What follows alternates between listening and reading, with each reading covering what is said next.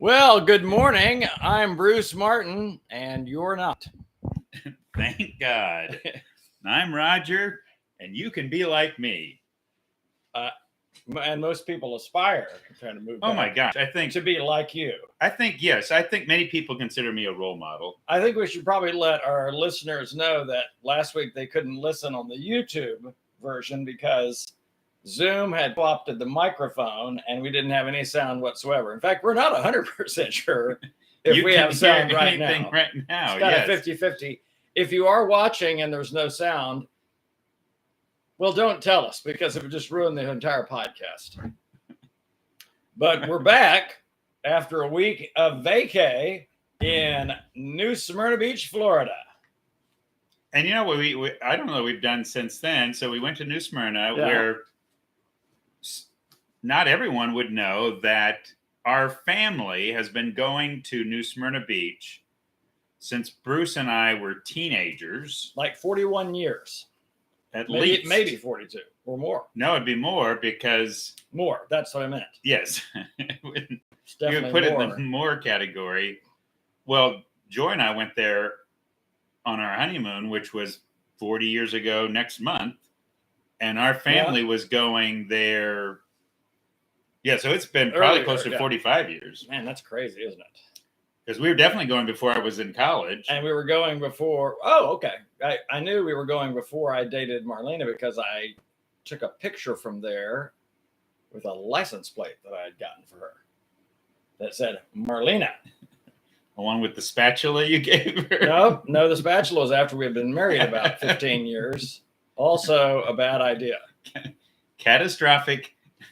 We could do it at the feature on catastrophic fail gifts. Gifts not to give your spouse. Cell phone. It's not a gift. Spatula or any home item that has to do with cooking. Blender. No. Well, a blender, like, I think one year she asked for the Ninja, which is a certain kind of blender. Well, no, you're good if there's an ask. Right.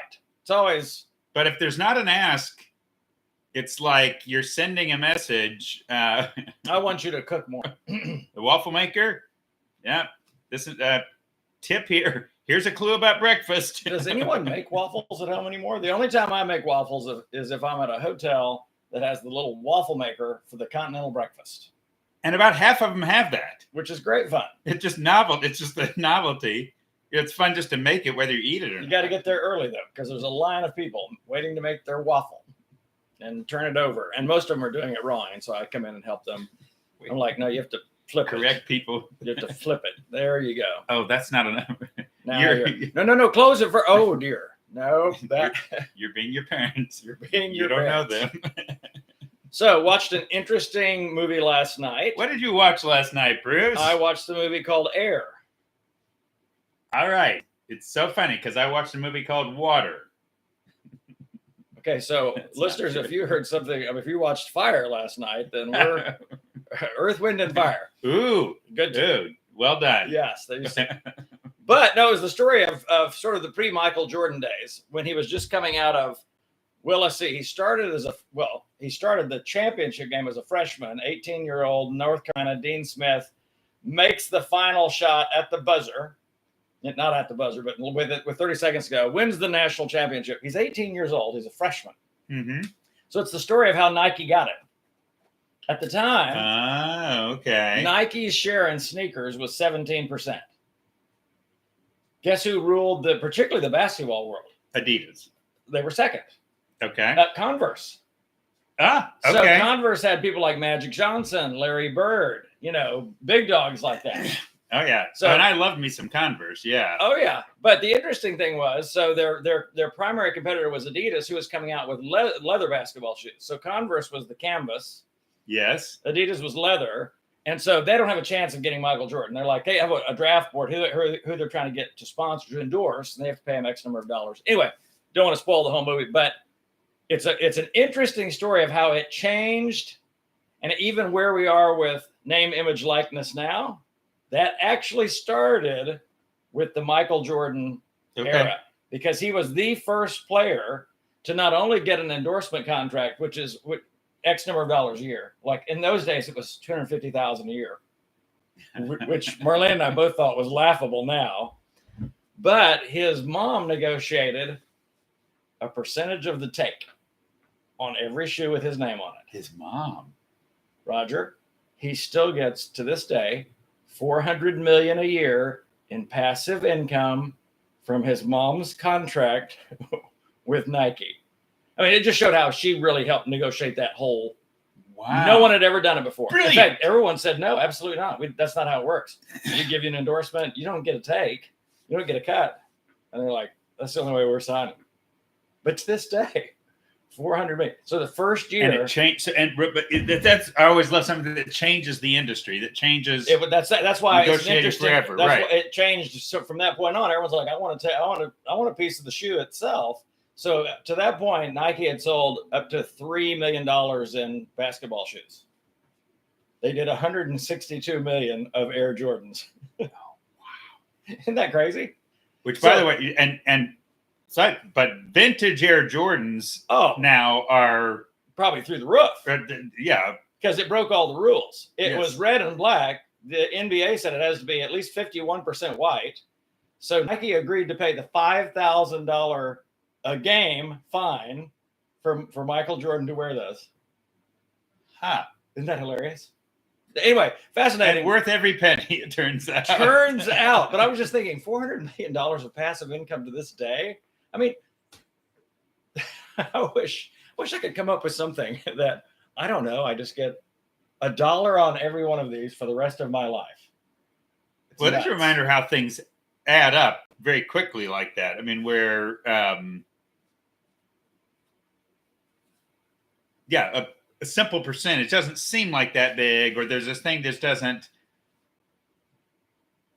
Yeah, and we've been talking about, wanting some passive income entering into our sunset years. The sunset years. Sunset years. We don't ever, neither of us plan to retire. We always want to be doing ministry. What does retirement even mean? Well, it's obviously not a biblical concept, because I was talking the other day to someone about how calling comes to us. This idea, I'm like, we can choose whatever vocation we want. Right. But calling, I believe, comes to us. And I was thinking about Moses. I was like, Moses chose the vocation. He could have been Pharaoh, but he chose the vocation of being a shepherd for 40 years. But his calling came to him at age 80. So I'm like, there's no such thing as retirement. Your calling might actually come to you in the sunset years. Yeah. In other words, you might have a vocation and you're always pursuing God and his kingdom throughout that entire vocation, but you might get a very unique calling in the later years that are quite impactful. Anyway, it was just interesting how God uses all the experiences of our life. And in fact, the older we get, the more experiences we have, the more wisdom we have. Yeah. And when God's ready, then he issues the invitation. Yeah. So, and in the American context, with Social Security and so on, what I'm seeing is at the verge of, hey, Doug is making a cameo for those. Doug has to make his appearance. Anytime we're talking, he knows there's a camera on, and he wants to be a part of the quietly Pastords. down there, and now he's got that forlorn look at the camera and be forlorn. It's actually more five-lorn. There you go. He just likes to make a quick appearance like that, which is great. We're very proud. No, just thinking in the American context with Social Security and so on. Now I'm looking at it, not far down the road here, where I have more time available. Right. I don't have to spend as much time creating income to cover expenses and cost of living, but so it is kind of a fun season to think about. What we're going to do. So what are we going to do with our lives in this season? I'm already in the 60s. You're at the edge of 60. I'm on the edge of 17. No, I'm on the edge of 6. Favorite song of hers, yeah. Stevie Nicks. Edge of 17. Edge of 17. I'm on the edge of 60. Right. Let's see, who might be doing that one now? Gosh, like Eric Clapton, he's probably 70 something now. I don't know. Anyway, I just know I want to be doing ministry, without thinking as much about, paying bills and doing all that kind of stuff. probably always do counseling, coaching at some level, always want to do speaking. You know, I told you the other day, one thing that I miss most about not pastoring a local church is, you know, preaching and teaching every Sunday. Yep. Or when we were sharing ministry, you know, like several times a month. But I realized I missed the art of sermon prep. Just the, you know, Roger and I both are word people. So wordsmithing things and thinking about how to engage an audience and how to take this principle from scripture or something that Jesus taught, because Jesus was masterful at taking a profound ideal or in command, but then sharing it in a way that was approachable, yet existential. So all the parables. So I love the whole thing of storytelling and coming up with the right story. And usually, like, I'm working on a talk I'm working on 2 talks right now. Oh, that's right. We were supposed to talk about the one talk. But I'm always trying to work on the story. And it's usually a self-deprecating story about myself where I messed up somehow. It's what makes you such a great teacher is that you've screwed up so much. Yes, and it's true. It's endearing to people, your honesty about it, but it's also hopeful to people because it's real and it gives them hope because you're only ever talking to screw ups. And right. So it's very encouraging just to hear, gee, I'm hearing someone, he might even be more screwed up than I am. And it's humorous. God's and at work in his life. No, I have hope. That might make the website. That's good. And I'm just stuck there now. That's good. Go. Humorous. Where I can help you. I am here to serve you, Bruce. And hopeful. That's really good. I'm your brand advisor. So I'm doing a grief talk this week for a conference. It's going to be virtual, so I have to video it. But I'm not sure I should start with a funny since it's on grief. I did hear. You Good might grief? be able to use this. I heard a guy say that. He said, how did he put it? He said, my grief counselor died yesterday. And he said, he was so good, I didn't give a rip. I didn't give a rip. Wow. I'm not sure that's you want to give a rip. That part of the grieving process is giving a rip, Raj. I don't know if you've not taken any grief courses. No, it's a joke. It's a joke. That's what makes it funny. He's so good. I didn't even miss him. Right. Yeah. What was the other one I'm working on? I can't even remember. Well, that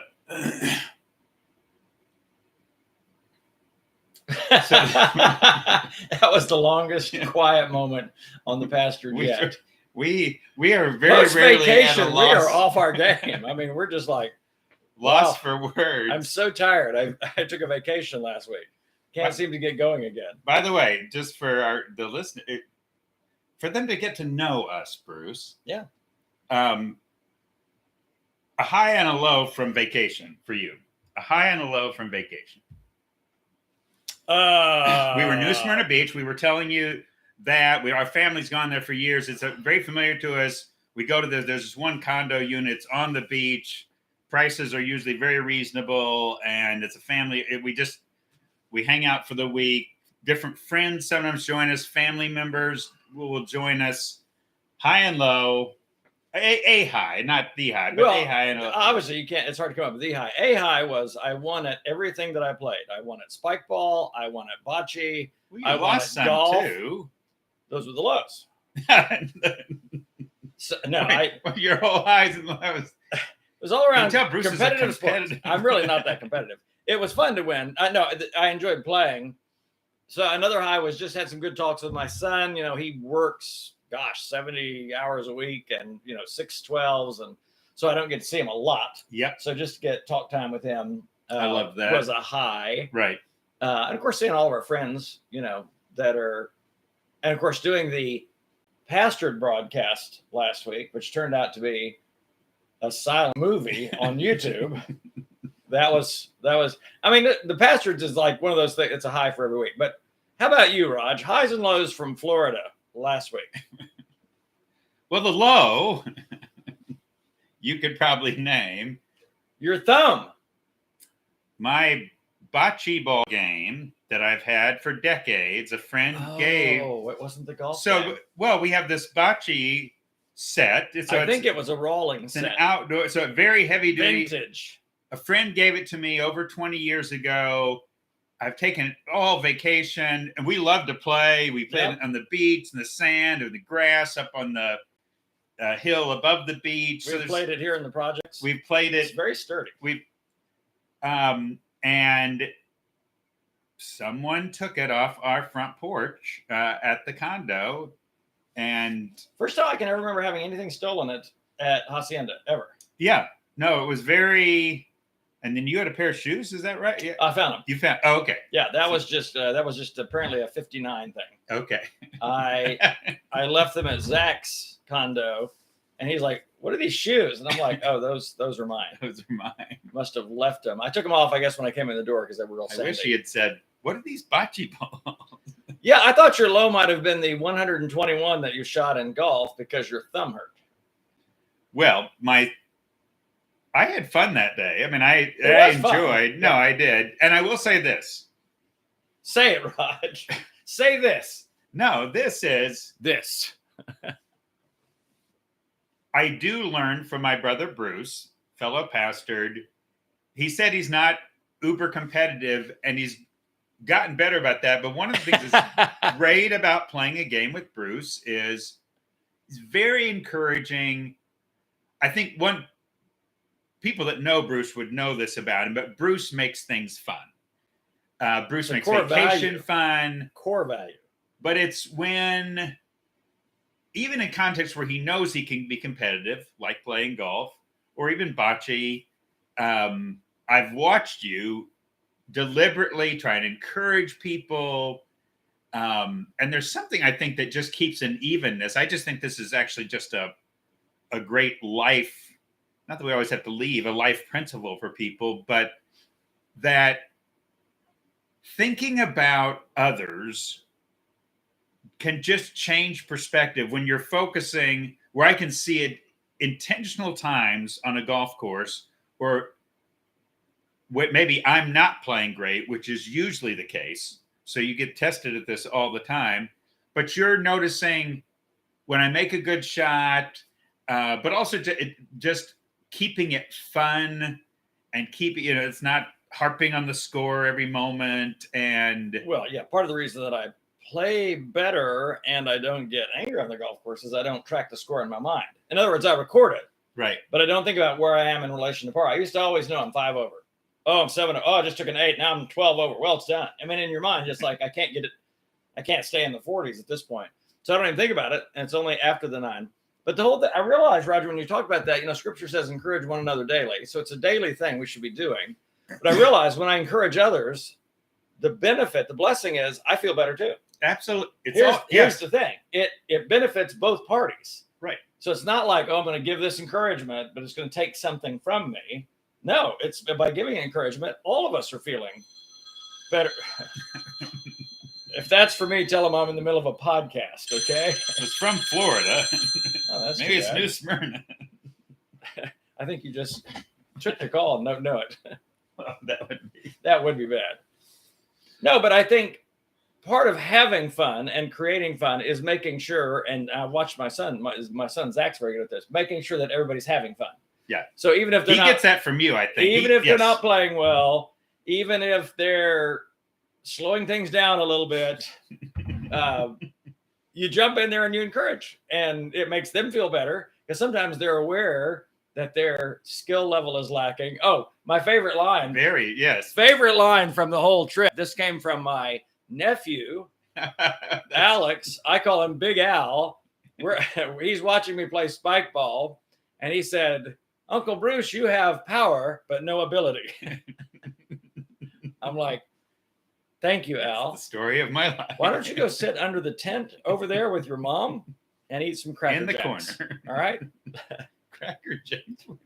I don't know. He's cracking jokes. He's like his dad on that. Yeah. Very, very dry humor, but brilliant. It's brilliant humor. But he needs to learn to rein it in, Mary Lou. Okay? Rein it in. There's a time for it. There's a time not for it, right? Not in the middle of my spike ball game. No, the beauty about encouraging, and this is how God is always saving us. Yes. Again, where we think encouraging is about other people. Well, it's never just about another person. It's what we were all made to be. When we are, the thing that I've noticed with encouragement is I have to stop thinking about myself. Think about how much my life is just, I'm going into a store or whatever, I'm thinking about me. Yes. What I have to get done, what's not going well, whatever. But if I think about and I've caught myself, okay, I'm getting ready to go up and speak to a cashier. I wonder what her day's been like. Yeah. I've sometimes been in that particular store and I've heard people say things to her, or I've seen this happen. I know this is not an easy job. And it's a fascinating thing. I've literally gone into a store and going to a setting and I'm kind of down about something, whatever. I go in, and as soon as I focus on someone else and I wonder how they're doing, and I think about how I could encourage. It is so funny. What you said, it lightens the load for me.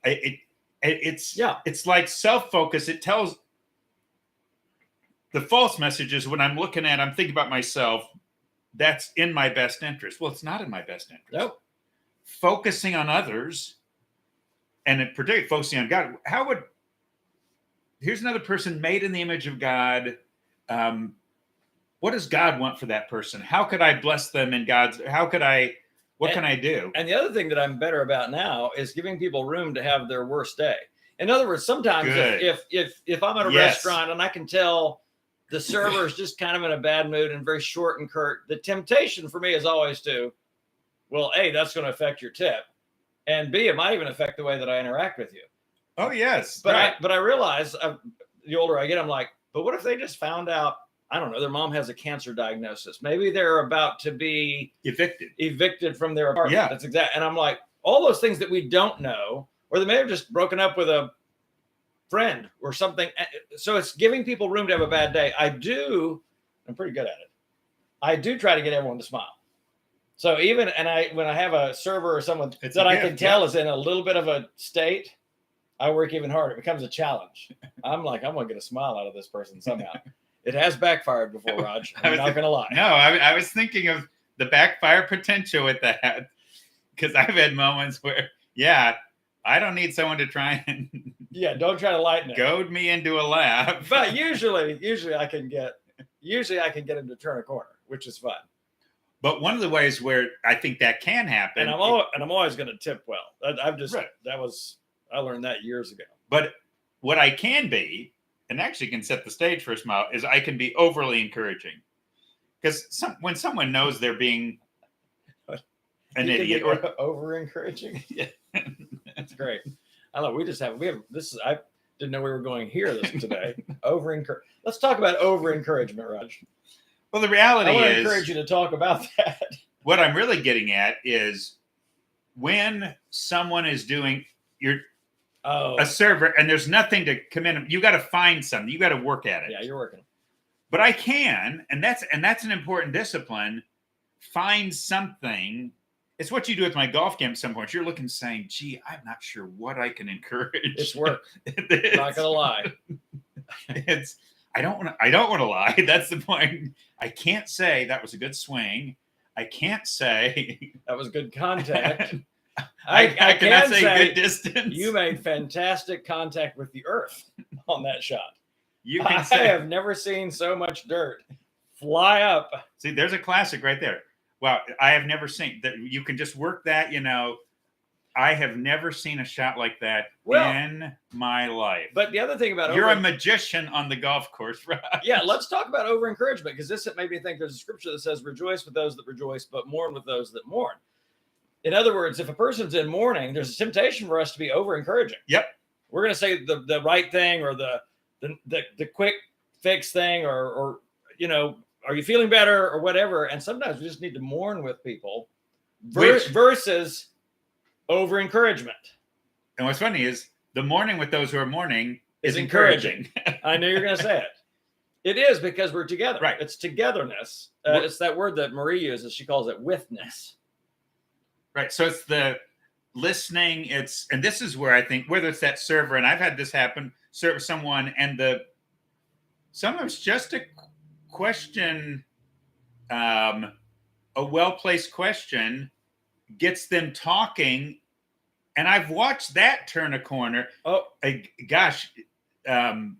Yes. So, okay, I do know what my high was from the trip. I remember now. We were at Aunt Catfish. We're waiting. It's probably like a 40-minute wait. And the Pastords do not do waiting well. We don't wait well. We are not good waiters. So there's a lady sitting next to me and her husband, and they've got a little tyke. I thought he was like 16 months old, just a little guy running around. And we're sitting there for a while. And I said, hey, is that your only little?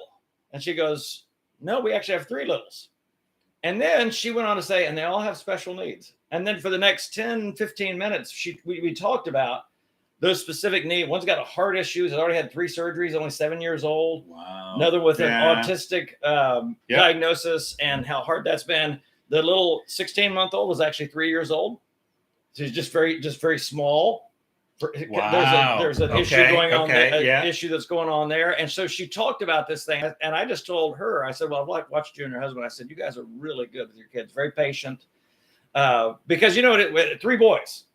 And, oh gosh. And you're waiting to be seated. And they've got the big playground out there. But I just watched both of them, and I just said, you're really good with your kids. And anyway, I said, you guys have any faith basis? And she said, oh yeah, we go to a non-denominational church. I can't remember where they were from. I said, I can tell. I said, there's joy that you both have. Anyway, that was, we talked a little more, and that was it. So we're in the restaurant.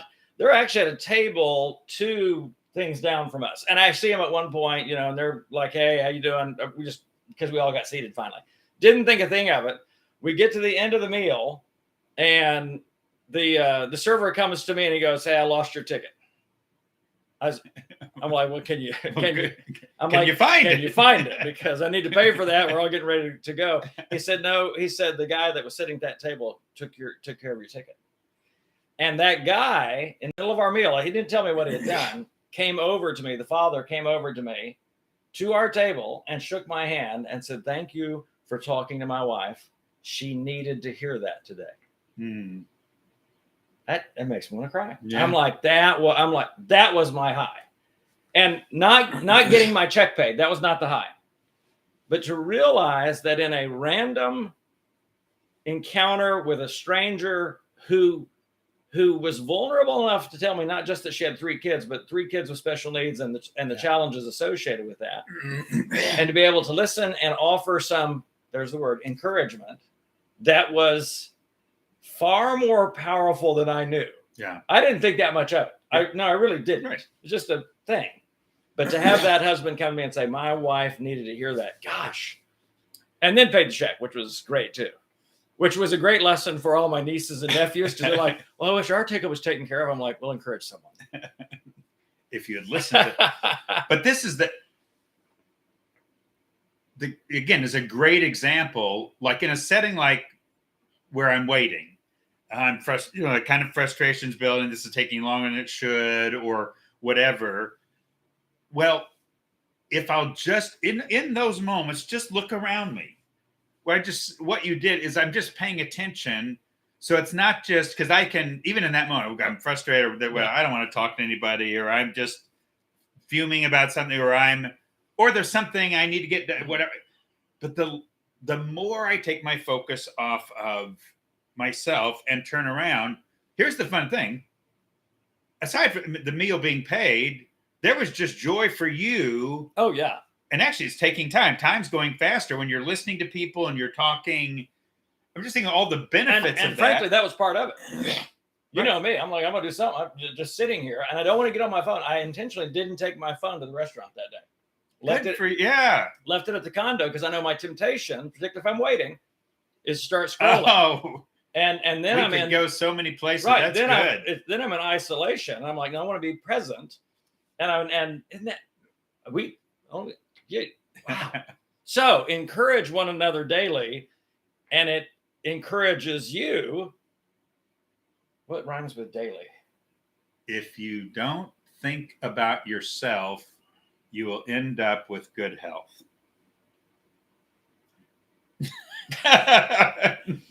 If you encourage one another daily, you will never fail.